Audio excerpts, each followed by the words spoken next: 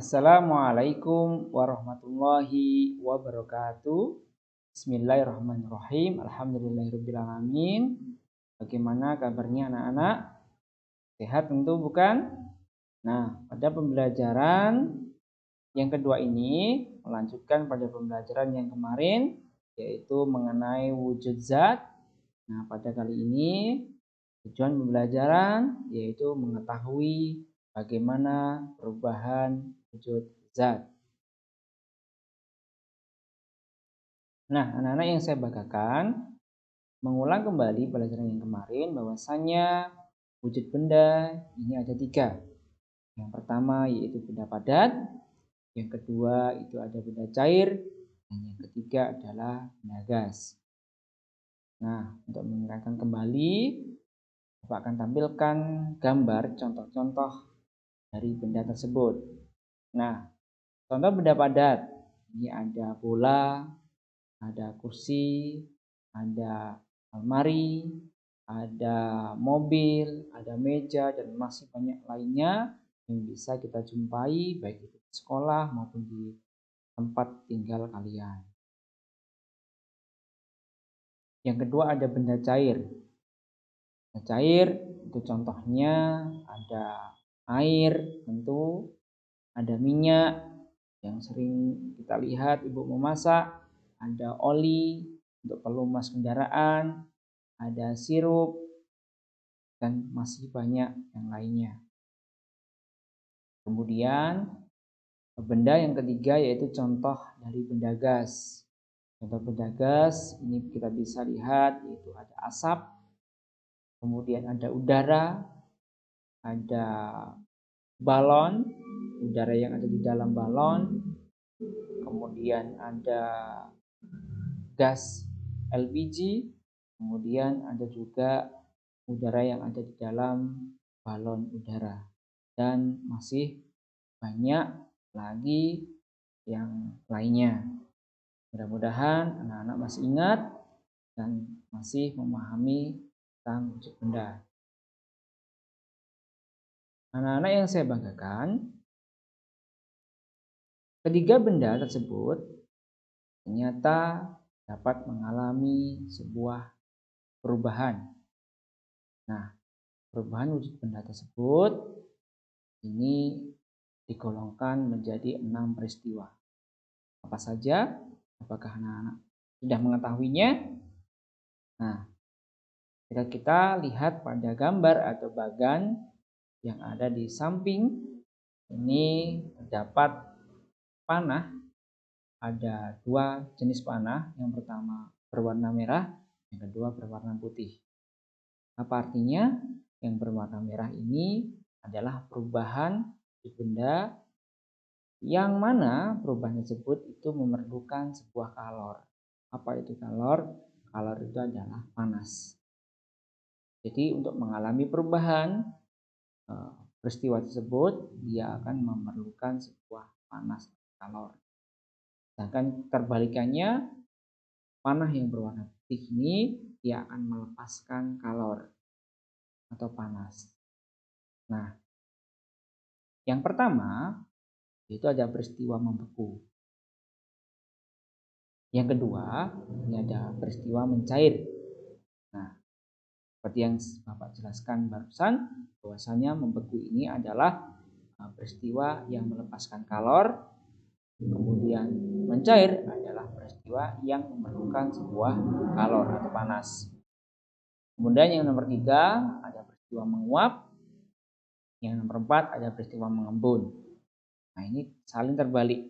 Jadi untuk menguap ini dia akan memerlukan sebuah kalor, sedangkan mengembun ini akan melepaskan sebuah kalor. Kemudian yang nomor 5 ini ada peristiwa menyublim, dan yang keenam ada peristiwa mengkristal. Menyublim ini memerlukan sebuah kalor atau panas, sedangkan kristal ini akan melepaskan sebuah kalor. Nah, dari sini sudah paham anak-anak ya. Jadi sebuah peristiwa perubahan benda ini dipengaruhi oleh panas. Anak-anaknya saya banggakan. Nah, perubahan wujud benda ini Bapak sudah jelaskan ada 6. Nah, adapun pengertian dari ke-6 tersebut, yang pertama adalah membeku. Apa itu membeku? Membeku itu adalah peristiwa perubahan wujud benda dari benda cair menjadi benda padat. Nah, contohnya ini banyak sekali yang ada di sekitar kita, yaitu proses pembuatan dari es batu, es krim. Ini adalah disebut sebagai membeku. Dia akan melepaskan kalor atau memerlukan suhu yang dingin. Nah, ada lagi juga contoh pembuatan margarin, ada contoh lagi pembuatan lilin. Nah, itu adalah contoh dari peristiwa membeku. Kemudian yang kedua yaitu mencair. Mencair adalah peristiwa perubahan wujud benda dari benda padat menjadi benda cair. Nah, peristiwa ini memerlukan kalor atau panas. Jadi untuk mengalami perubahan dari mencair ini yaitu diperlukan suhu yang panas. Contohnya itu adalah es batu yang didiamkan di suhu ruangan, ini lama-kelamaan akan mencair.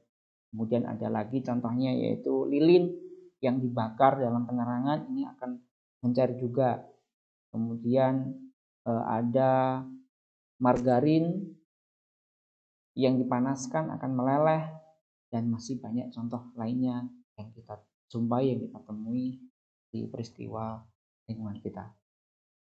Yang ketiga ada menguap. Menguap itu diartikan sebagai peristiwa perubahan wujud benda dari benda cair menjadi benda gas. Nah, peristiwa ini akan memerlukan sebuah kalor atau panas. Contohnya yaitu ketika ibu kalian ini merebus air, ini jika dibiarkan lama-kelamaan air tersebut volumenya akan berkurang. Nah, ini menjadi sebagai contoh dari peristiwa dari menguap. Juga kalau kalian lihat juga di atas air yang direbus tadi akan timbul uap atau timbul asap. Ini menunjukkan bahwasanya peristiwa tersebut adalah mengalami penguapan atau menguap. Nah, kemudian yang keempat adalah mengembun.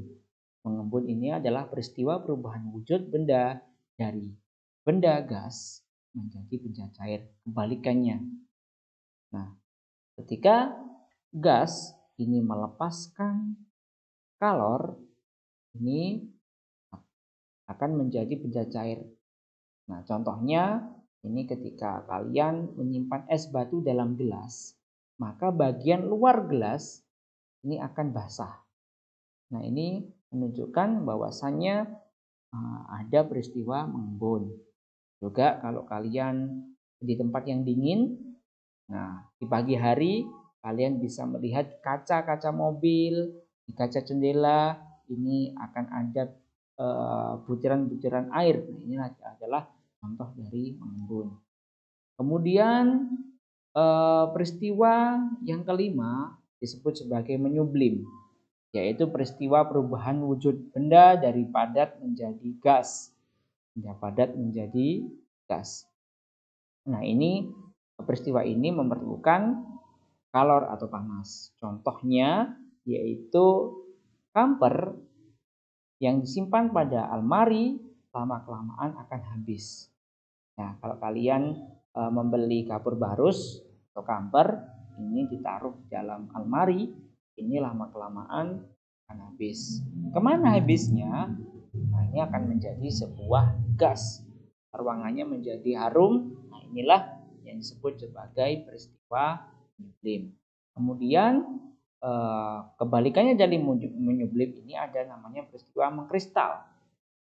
Apa itu mengkristal? Mengkristal adalah peristiwa perubahan wujud benda dari benda gas menjadi benda padat.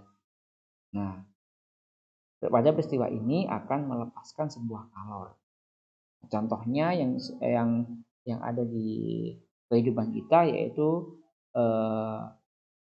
berubahnya udara karena